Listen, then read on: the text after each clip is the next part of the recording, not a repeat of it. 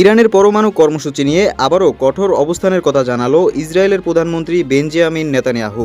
তিনি স্পষ্ট ভাষায় বলেছেন, প্রয়োজন হলে ইসরায়েল একাই পদক্ষেপ নেবে এবং তেহরানকে পরমাণু অস্ত্র অর্জনের সুযোগ দেওয়া হবে না।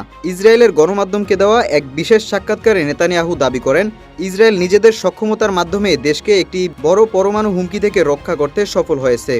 একই সঙ্গে তিনি ইঙ্গিত দেন, ভবিষ্যতেও ইরানের পারমাণবিক কর্মসূচি ঠেকাতে প্রয়োজনীয় সব ধরনের ব্যবস্থা নিতে প্রস্তুত রয়েছে তার সরকার।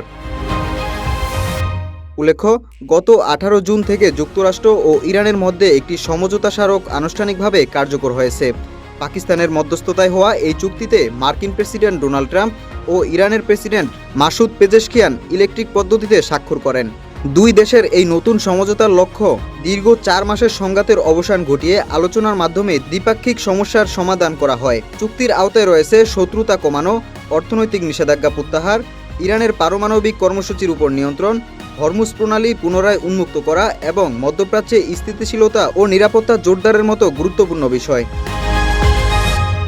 তবে শুরু থেকেই ওয়াশিংটন তেহরানের এই শান্তি উদ্যোগের বিরোধিতা করে আসছে ইসরায়েল।